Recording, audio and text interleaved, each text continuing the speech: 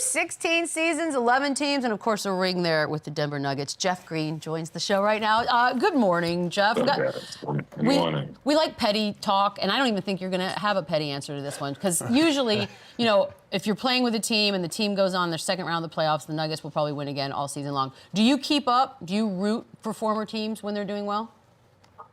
Well, I'm rooting for Denver, yes. Well, I root for guys. Like, DeAndre Jordan's one of my best friends, so I'm rooting for him to win again.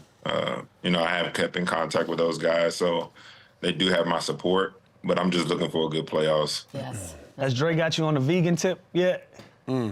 Not a chance. No. When I played with him, I was with him the beginning of his journey of trying to be vegan and all that. He was trying to force Impossible Burgers on us and all of that. Vegan or vegetarian? He's vegan. He's everything. Vegan. That's a lot tougher. I can't do it. Straight. Too much for food. I let him I get need a couple butter. meals in there last year, but I can't do it. That's a lot, by the way. What was your best memory, by the way, of the title run? I mean, I would be cliche to just say when we won, but I think it was how we pulled together. I think throughout the year we had the ups and downs, but you know, staying number one, you know, watching Joker have the phenomenal season that he had, Jamal on his comeback from his injury, Michael Porter, you know, coming into his own, the way KCP played, Aaron. I think it was just as a whole, watching all the guys come together for that one goal and not have any egos on the way. So I think just in all total, just the whole season that we had and how we battled through everything just to get there and win it, I think it was just satisfying. Jeff, Nikola Jokic obviously comes across as a family-oriented, quiet guy who just so happens to be good at playing basketball. For you, what was it like playing with him? Well, he made the game easy for me. You know, at 37, trying to go ISO, that wasn't for me. I've never been in my career. So for me, being able to just slice and cut, he's going to find you. He made the game easy for everybody on that team, and he's doing it now. I didn't have to work a lot to get 2 points. He just tell me what it be, and he'll make the pass. So just being out there, seeing his IQ, because, you know, from the outside looking in, you never see it. And just seeing how he controls the game with his slow pace, how he reads the floor. He made the game easy for everybody. Give us a Jokic story that no one knows. Wow. I know you got one, Jeff. That nobody knows? I don't think he'll want people to know. No, but There's a reason nobody knows. Yeah, I mean, the guy, I mean, how he is how he is. You know, the name is fitting, Joker. But, you know, people see the love that he has for his horses, and that's real. That's really real. I remember on the East Coast trip in Philadelphia, and we played, I want to say in Cleveland, and flew to Boston, and he's up at 5 a.m. driving 2 hours just to go see horses, or he's watching horses on a plane. And what he said after that press conference after we won, that was real. He was ready to go home and be with his horses. And we had to beg him to, you know, go out, go to Vegas, you know, stay an extra day just to celebrate. But, you know, you got to love a guy who's passionate about, you know, things outside of basketball, you know, because it gives him a break mentally and physically, you know, from, you know, the life that we live. So, you know, you appreciate it, but you're also like, damn, I can't believe he really is this passionate about horses. That's awesome. Jeff, KD, KG, James Harden, LeBron, Jokic, Shaq, D Rose, and Russ. Whoa. Those are 8 NBA MVPs you've played with at some point in your career. Is LeBron, which is crazy, by the way. I was trying to think of it. I played insane. with James and Dirk. Those are Yeah. my two. But is LeBron easily the best player you've played with, or is Jokic on his ass? How do you even? That's insane, bro. Man, I never really thought about it, actually. Yeah. He is probably up there. I mean, playing with Joker, you have a different, you know, respect for, you know, his IQ, his game, the way he plays. And obviously he's still young. He still has a long way to go. But, I mean, to watch what LeBron has done, you know, 21 years, being able to play with him, seeing how he, you know, manages his life, his body, this, you know, going out there every day playing at the level that he does. I mean, it's unheard of. and to be a part of that, it was, it was special. So he's definitely, one of the best I've played with. But I can't take nothing away from those other guys. They've done special things in this game. So, I've been blessed to play with all these guys. Is there anything difficult when you play with a guy like LeBron? Like, I know obviously, Yes. like, what's the hardest part about playing with LeBron? Man, I would say just the media, and how, the pressure that they put on, anybody who plays with him, the pressure that they put on those guys to go out there and perform, because he is an all-time great. He is a legend in this game. And the others have to do well in order for, him to, get where he want to get. And obviously he's going to do what he does, but the others have to play well every game. There is a lot of pressure on other guys to go out there and play well. And I think that can, run a toll on a lot of guys, because a lot of guys are not used to that pressure. But it is fun for me. I enjoyed it, every bit of it. I soaked it all in. I enjoyed every step that it was to, play alongside with him and get to the finals. He showed me things that I've never seen in my career, which helped me, prolong it, a couple more years. So it is a lot of pressure playing alongside him, but it is fun if you enjoy it. Yeah, that's like when I play with James in Houston, they're like, is it exhausting watching him? I'm like, hell no, you know how many open shots I get playing with this dude? That's the point. Like I wouldn't even have to move. People said double teams at him, and I'll just, shoot an open shot. And I'm like, why would I, cry about, getting open shots? Yeah. I just got to make it. That's it. Grass ain't greener. Right. Listen, another former MVP that you play with, you were drafted alongside KD to the Seattle Supersonics. Wow. What was that like playing with him so early on? Did you know that he was going to be a generational talent that he is, and growing up in high school? What's now that his legacy is kind of formed, what's misunderstood about KD? Man, KD was a generational talent in high school. Like you said, man, he's 7 foot. He's not 6'9", what he wants to be on paper. He's a 7-footer with handles who can shoot, 3-level score. That guy is special, man. He's a brother to me. And just watching him over the years, he's somebody who's, proven a lot of people wrong coming out. He's not strong enough. He can't do this. He's not going to be able to make it that long based on, his size. But it's like, it's basketball. He loves his craft. He is basketball over everything. And that's what I appreciate about Kevin. He's not going to let anything affect his craft. And, he is where he belongs. He worked hard to get to this point, being a top 10 NBA scorer all time. And, he still has a couple more years to go. I don't think we've seen enough of what Kevin can do. I think he's going to get better, which is weird to say at year 17. So, that's my brother, man. I love him to death, and I'm glad that he's having the career that he's having.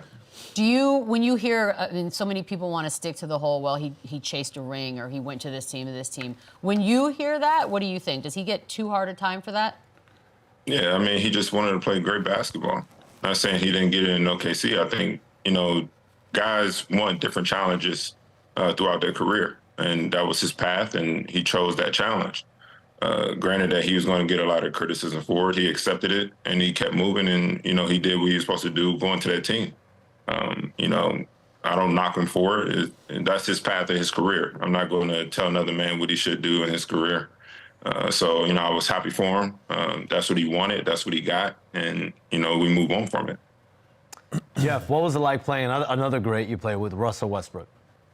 Yeah, that's my brother, man. I think he's also somebody who's misunderstood. One of the nicest people that I've ever, from day one, my second year, his first year, he's been the same. I think he's misunderstood by how he goes about the game. But, a real basketball player, somebody who knows the game, they love the way he approaches the game. His attack mode every single game, his mentality has been like that since day one. And that's something you can appreciate. Russ he's a different cat, but, you got to love him. And that's one thing I do respect about him. My question is, do the Thunder win a championship, and how many championships do they win if they have KD, Russ, and James, and they keep that band together? Oh, I think they definitely win one. As you see, like Denver, you had some guys that they drafted that they stuck with, and over time, they beat that hurdle that was in their way, and they got it done. It's about timing. I mean, you run into, our third or fourth year against the LA team that was primed to win with Cole. You got a San Antonio team, you got Phoenix team, you got Memphis, who was that grind city. They was, doing good things back then. So I think they was destined to win one, but, it's the NBA. People make decisions and they move on from things that, people can't control. And I think in time they would have won one if they would have kept everybody together. Because they had a great team with good people, good basketball players. Jeff, when you're moved from the Thunder to Celtics, is that something you're looking forward to, or are you actually upset that you're kind of moving away from this situation that could be really, really awesome? I was upset. Of course I was upset. That was, my first time getting traded. I was with somebody who, is from the same area as me. Our families knew each other before we even got to the NBA. So it was tough leaving. We were all young. I was 23. I was 23 at the time. KD was probably 21, just turned 21. You had James, who was 20, Russ, who was 20, 21. So, we were young guys all trying to, put our talent together to win. And when I left, I was definitely upset, But, I got to learn a lot when I got to Boston, playing alongside Paul, Doe, KG, and under Doc. So it was something that I needed in my career, but it was also something I didn't want to happen. It was your first trade. It's such an interesting perspective. And then you do end up in Boston with a pretty legit squad. Is KG, what's the word, as crazy to be around as a teammate as it seems? Yes, he is. But he's also one of my favorite teammates I ever played this game with. His passion is something that rubs off on you. Obviously, nobody can duplicate that guy and what he brings to the game. But his passion, it really rubs off on you. And it was something I wasn't used to, something I had to get used to over time. But, man, that guy, it was great to play alongside with him. I learned so much playing with KG. It was special because you watch it from afar and you see the intensity, and you're like, there's no way he can be like that 24/7. But that guy is like that when it's game day, it's practice day, that intensity is through the roof. But off the court, he's one of the greatest human beings I've ever been in contact with. But people see only basketball, and yes, he is the same way. Every day that ball is dribbling on the court, and you gotta love it. All right, here we go. You were one of 10 37-year-old players to play this year. Now, you've always been Uncle Jeff, but now you finally got to a place where you can earn the nickname, and it's actually solidified when you become OG and Unc, and it's real. It's getting not closer just to Grandpa Jeff. Yeah, it's not something They called me that's Grandpa Jeff this year. I ain't gonna lie. A couple of times I got a little pissed off, but it's all good. What are some of the challenges playing with such a young team? And like you said, you older. You're not gonna hang around with 20 to 21-year-olds. You're 37 with a family. What are some of the challenges of playing with such a young team? Man, listen, that every day, because Jalen is one of the most athletic kids that I've ever been around, man. And every day, him, Cam Whitmore, they going into practice, they dunking everything. And I'm like, man, I'm thinking in my head that I can still do it every day. It depends on the day. I can get up there, but And the weather. it's just my body. My body ain't recovering like it used to, and that's something I had to get used to because I'm not used to sitting out, practice, games, and nothing. Like Ime had the one game tell me look, you taking the day off, and I fought it for a good hour. Why? I never did that, won't do that. And then I had to really sit with myself and be like, look, you're not 22, you're not 21. You really have to take care of your body. But these young guys, even this summer, I remember last year I had to tell Ime, in practice, I might have to like tail it back a little bit because obviously the run we had the year before with Denver, my body didn't have enough time to recuperate. Like I wasn't used to going that long into a season, and then the aftermath of winning really took a toll on me. And then mentally, I'm like, I got to be ready for this year because I got a lot of young guys who I got to come in. I got to get in there. I got to show them, like, you know, this is what a professional is. But I never took time off. And I felt at the beginning of the season, it was like, I need to sit down somewhere.